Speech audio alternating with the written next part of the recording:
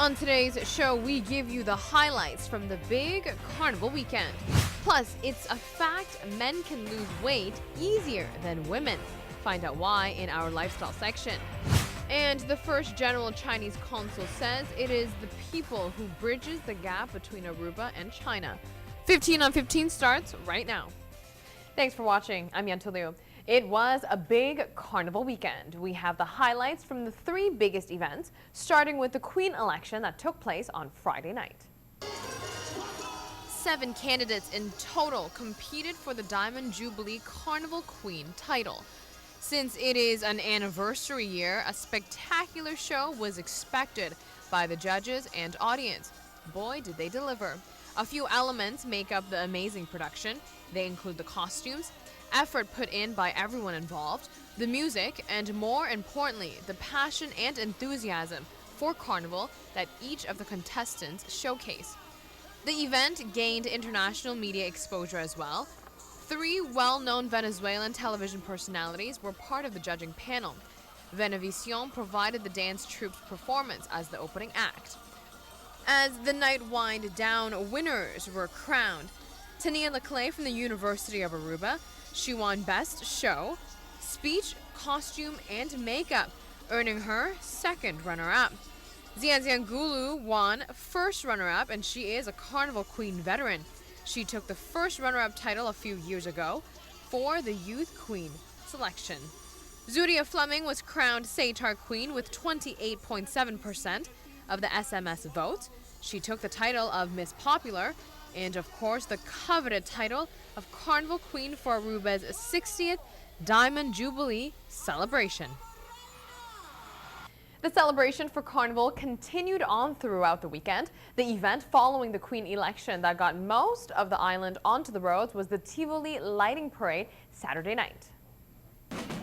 The spotlight was on an estimated 3,400 people who participated in the lighting parade. The Tivoli Lighting Parade opened with Zuria Fleming, the 60th Carnival Queen. The group following the Carnival Queen was, of course, her own group, Meta Social Club, with 300 participants. Group number 2 were 350 majestic participants dancing to Delicious. Following Majestic was Excellence. They were next. Following them was the OPC group with 450 people dancing to Claudius and Oreo. Royal Group was behind OPC, jumping to music provided by NBO. Group number 7 was Champagne, shining in silver and white. They danced to Tsunami with 400 people in total. Taste of Brazil, better known as TOB, was the largest group by far with 800 participants, almost doubling every other group there was. 300 people in Douchey Band shined brightly in purple. Los Langabay with Robert Isu Solo Banda Show was with 460 people with the Tivoli Lighting Parade on Saturday night. Pleasers and Teasers, together with Last Lap by BMW, wrapped up the 60th Lighting Parade in Oranjestad. So Saturday night belonged to the adults, but the children took over the roads on Sunday. Take a look. ATV broadcasted the Children's Parade live on Sunday in Oranjestad. The entire production consisted of 7 groups in total. Opening the parade was Shiki, the children's carnival queen, with her group Don Flip. In this group, there were 400 kids in total. Coming up right after them was TOB Kids, and that had 250 children. Following right behind Taste of Brazil is Baby Champagne with 109 beautifully dressed kids. Another group was Little Groovers, and they were at number 4 with Precious Groovers Grooving. Next up, Jolly Whiz Kids with 110 children. And group number 6 is Deja Kids, And closing out the 60th Children's Parade in Orangestad was Centro de Barrio Nord Group. An estimated 1,600 children jumped and danced and were happy campers on Sunday's Children's Parade. And of course, the Queen election, the lighting parade, and Children's Parade in Orangestad is just the beginning. This weekend coming up is an even bigger spectacle, with the grand parades taking place on Saturday and Sunday at 11 a.m. in St. Nicholas and in Orangestad. When we come back, we will talk about why it is harder for women to lose weight than men. Also, we'll discuss why it is a good thing for the woman in the family to make more money than the man when small children are in the picture. And devoted dog owners, you are correct in believing that your pet can really sense your emotions. All that and more coming up, so stay with us.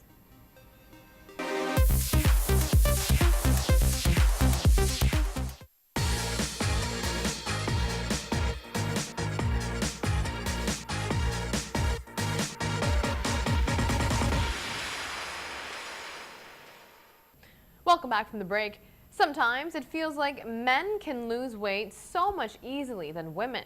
Well, get this, there is evidence to back this up. Exercising is part of both men and women's lifestyle, but the results from a workout differs depending on the gender.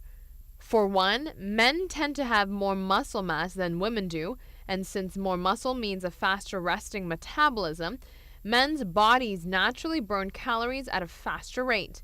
Both men and women can be working out and changing their diet, but it is going to take a little bit longer to see those results for women. When it comes to dieting between men and women, there is also a psychological factor working against women. Research shows that women usually have more of an emotional attachment to food than men do, which makes it that much harder to follow a strict, healthy eating plan. Moving forward, there are new findings regarding relationships. Couples with young children are more likely to stay together if the wife earns more than the husband. This is according to a new study. In the research, couples with children were taken into consideration. As well, the primary breadwinners in each couple were noted to see how that corresponded to relationship changes as the children grew from 8 months to 7 years old. Results show, on the whole, it didn't matter who was the breadwinner in the relationship. There was no significant difference in breakup risk, no matter who was bringing home the bacon. But when children were between the ages of 4 and 7 years old, married couples were 80% less likely to split if the women had a larger salary pay. Go figure. From children to pets, pet owners and lovers, beware. If you ever thought that your dog really truly does understand you, well, you are right. MRI brain scans on dogs shows they react to sounds in the same way humans do. Check this out. Pet dogs took part in an MRI scan to detect vocal responses. By placing dogs in an MRI scanner, researchers from Hungary found that canine brain reacts to voices in the same manner that the human brain does. Emotionally charged sounds such as crying or laughter also prompted similar responses, perhaps explaining why dogs are so attuned to human emotions. Experts say they think dogs and humans have a very similar mechanism to process emotional information. It was noted that it was difficult to train the dogs in preparation for the MRI scans. Any movement during the scanning affects the ultimate result. In total, 200 different sounds were played for dogs and human objects taking part in the study. And on that note, we will be right back. Take a look to see what is coming up next. Queen Chen met with the Prime Minister last week. The first Consul General acknowledges the population on the island and requests for them to represent their country well. Thanks all of the people, the government in Aruba to give a lot of support to Chinese people here. We have a Chinese community here.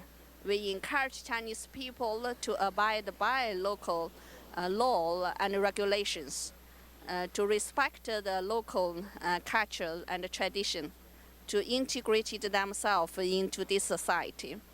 The first General Consul of China for the Dutch Caribbean is satisfied to see Chinese people living on an island that thrives on multiculturalism. I'm very glad to say all of the nationalities in Aruba they just live in a harmonious society. They help each other. They are friends, brothers and sisters in one happy family. I'm very glad to see that. The first general consul encourages the Chinese population on the island to continue working hard to contribute to the island's economic standings. Different cultures connects countries together. So I also say several words to Chinese people. I just say thank you, the Chinese people. You just work here, work hard, yeah, to make contributions not only for their own business development and also the contributions to the local economic development, and also worked as the bridge between two sides, China and the Caribbean island, the small island, Aruba. Let both sides to know each other and to make the friendship, yeah, as a have been a very good job here. That is our show for today. Thank you for watching 15 on 15. Be sure to tune back in tomorrow night starting at 7:15 p.m. right here on Channel 15 ATV for a brand new edition. We will see you then.